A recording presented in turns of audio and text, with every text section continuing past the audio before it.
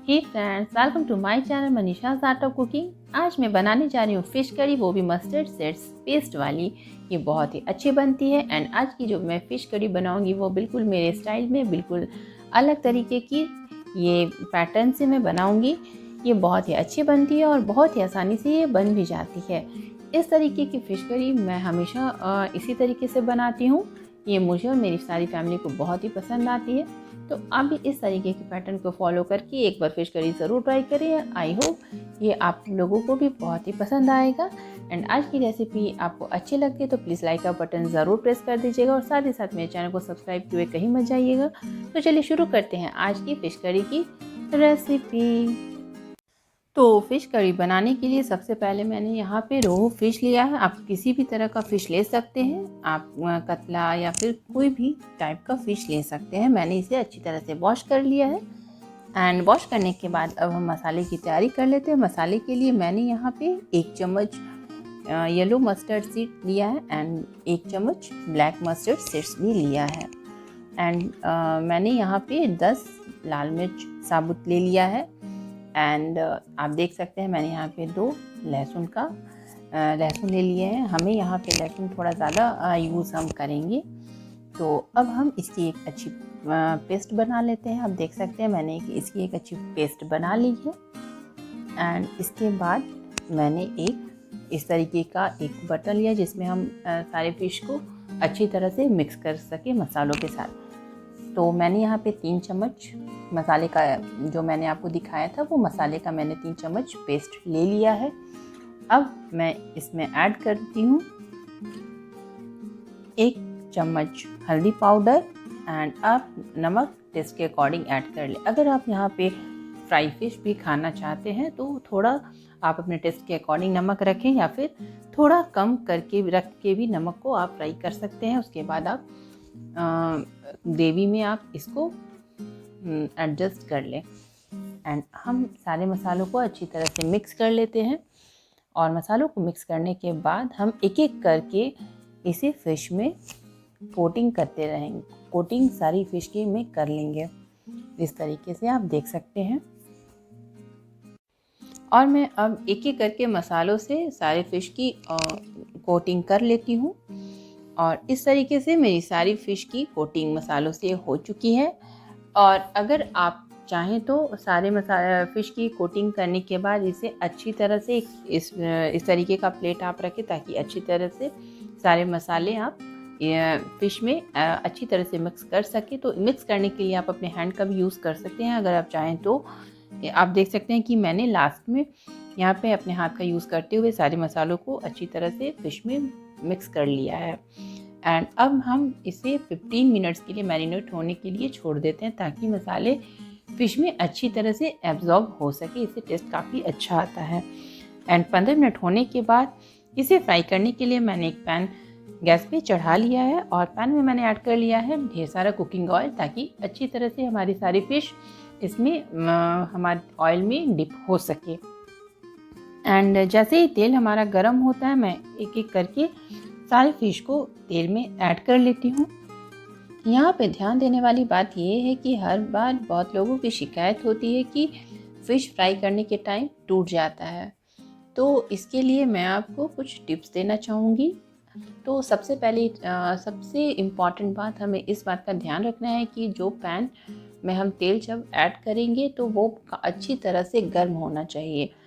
अगर वो तेल अच्छी तरह से गर्म नहीं होता तो फ़िश आपका चिपक सकता है और जिससे आप फ्लिप करते टाइम इसके टूटने का डर होता है।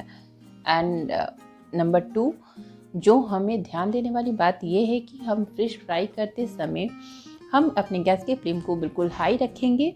जैसे ही हम फ्लेम को मीडियम या लो में करते हैं तो फ़िश इससे बहुत ही सॉफ्ट हो जाता है। और अगर आप बिल्कुल फ्रेश फ़िश आपने लाया हुआ है, आप कुक कर रहे हैं, तो आप कोशिश करें कि आप इसे हाई फ्लेम पे ही अच्छी तरह से फ्राई कर लें, क्योंकि मीडियम या फिर इसे लो फ्लेम पे करते ही बहुत ज़्यादा सॉफ्ट हो जाता है और ये पैन में चिपक के टूटने का चांसेस इसका ज़्यादा होता है।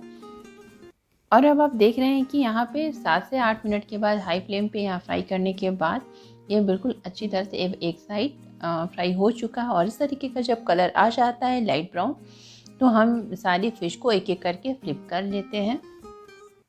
और अब दूसरे साइड भी हम फ़िश को इसी तरीके से सेम प्रोसेस के साथ फ्राई करते हैं। और दूसरे साइड भी हम जब इसे हम फ्लिप करके हम फ्राई करते हैं तो हम 2 मिनट के लिए फ्लेम को हाई रखेंगे एंड बाद में हम इसे लो करके अच्छी तरह से कुक करते हुए फ्राई कर सकते हैं।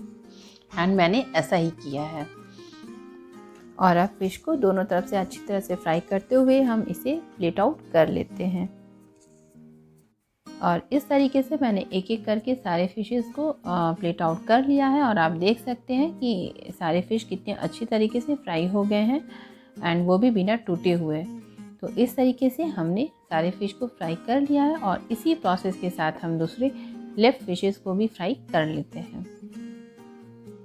और अब सेम प्रोसेस के साथ मैंने इस बाकी के सारे भी फ़िशेस को फ्राई करते हुए प्लेट आउट कर लिया है। ये बहुत अच्छी तरह से फ्राई हो जाता है। एंड अब हम आते हैं फ़िश के ऊपर वाले पार्ट में एंड उसके नीचे वाले पार्ट में। इसे फ्राई करने का थोड़ा सा अलग सिस्टम है। तो इसे फ्राई करने के टाइम हम अपने फ्लेम को बिल्कुल भी हाई नहीं इसे रखना है।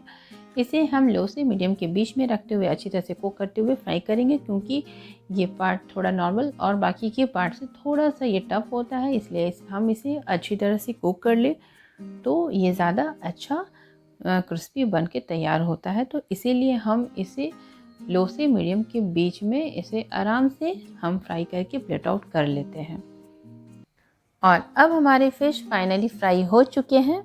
आप देख सकते हैं कि ये सारे फ़िश बिना टूटे हुए कितने अच्छी तरह से फ्राई हो चुके हैं। अगर आप इसे फ्राई भी इंजॉय कर सकते हैं अगर आप चाहें तो। एंड इस तरीके से आप ज़रूर बना के देखिए, आपको बहुत पसंद आएगा। एंड अब मैं आ जाती हूँ फ़िश की कड़ी बनाने में। इसके लिए मैंने कढ़ाई चढ़ा लिया था एंड अब मैंने इसमें ऐड कर लिया है 2 चम्मच के करीब मस्टर्ड ऑयल। एंड अब मैंने इसमें ऐड कर लिया है 1 साबुत लाल मिर्च। एंड अब मैं इसमें ऐड करने वाली हूँ आधा चम्मच के करीब पंचफोरन। पंचफोरन में इंक्लूड्स होते हैं जीरा, मेथी दाना, सौंफ और लाल और पीला वाले सरसों दाना। एंड इसे हम 1 से 2 सेकंड तक चटकने देते हैं। 1 से 2 सेकंड जैसे ही ये अच्छी तरह से चटक जाते हैं तो उसके बाद मैं इसमें ऐड कर लेती हूँ अपने तैयार किए हुए मसाले को। मैं सारे मसालों को इसमें ऐड कर लेती हूँ। एंड अब इसे ऐड करने के बाद इसमें जो भी मसाले आपको दिखते हैं उसमें मैं पानी ऐड करते हुए अच्छी तरह से मिक्स करते हुए मैं इसमें ऐड कर लूँगी। एंड इसे अब हम 1 से 2 सेकंड तक चलाते हैं। एंड अब मैं इसमें ऐड कर लेती हूँ 1 चम्मच के करीब हल्दी पाउडर और टेस्ट के अकॉर्डिंग नमक।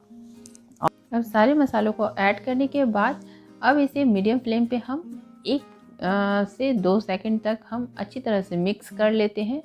एंड इसे मिक्स करने के बाद हम इसे अच्छी तरह से कुक करेंगे। कुक करने के लिए हम गैस के फ्लेम को लो करके इसे कवर करके छोड़ देते हैं 2 मिनट के लिए। और कवर को 2 मिनट के बाद हम जैसे ही हटा के देखते हैं तो अगर मसालों में पानी सूख जाते हैं तो हम इसमें ऐड कर लेते हैं चॉप्ड 1 बड़ा सा टमाटर। और अब टमाटर को हम मसालों के साथ अच्छी तरह से मिक्स करते हुए हम इसे भी मसालों को एक बार फिर से भून लेते हैं। एंड इसे हम चलाते रहेंगे और इस वक्त भी हमारे गैस के फ्लेम को हम लो रखेंगे।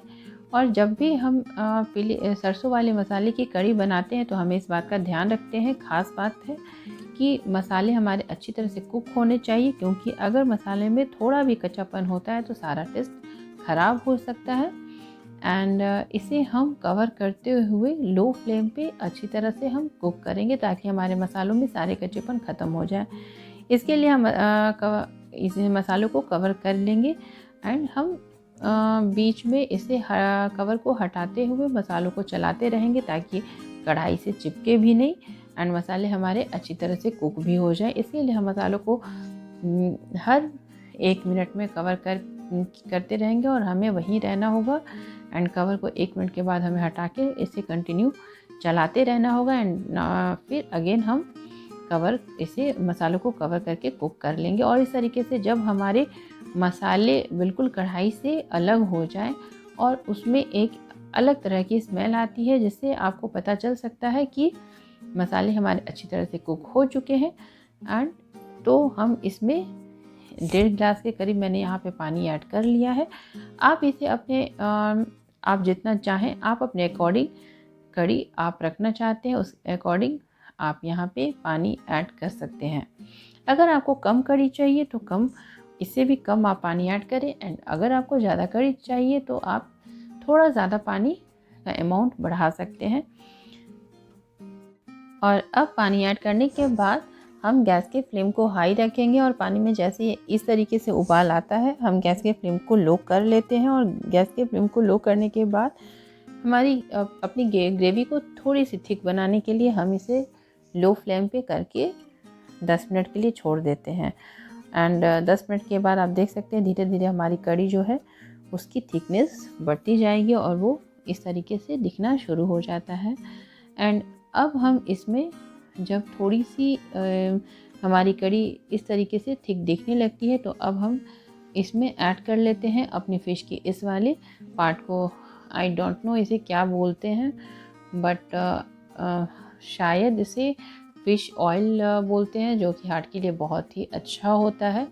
तो हम इसे बिना फ्राई किए हुए इसे हम ग्रेवी में ऐड कर लेते हैं और ये बहुत जल्दी कुक हो जाता है। एंड इसके ऊपर वाले पार्ट को भी मैंने इसी टाइम साथ में ऐड कर लिया है, क्योंकि मैंने आपको जैसे पहले बताया था ये थोड़ा सा बाकी पार्ट से टफ होता है, इसलिए इसे हम ग्रेवी के साथ ही अच्छी तरीके से कुक कर लेते हैं।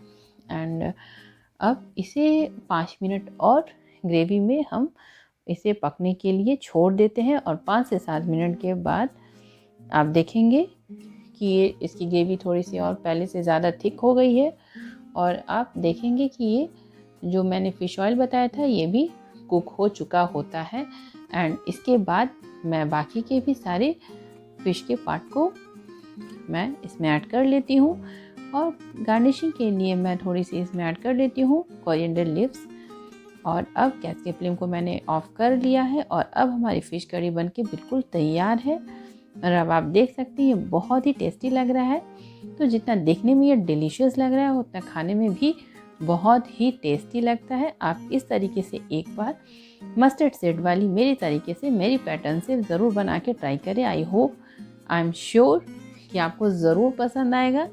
एंड पसंद आता है तो कमेंट डाउन करके बताइए। और आज की रेसिपी अच्छी लगती है तो प्लीज़ लाइक का बटन ज़रूर दे दीजिएगा और साथ ही साथ मेरे चैनल को सब्सक्राइब ज़रूर कर दें, क्योंकि मैं ऐसे ही आपके लिए लाऊंगी ढेर सारी नई नई तरीके की रेसिपीज़ जो आपको बहुत ही पसंद आएगी।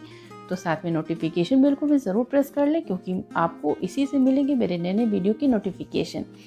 तो मिलते हैं एक नई वीडियो में नई रेसिपी के साथ। तब तक के लिए बी हेल्दी, बी सेफ।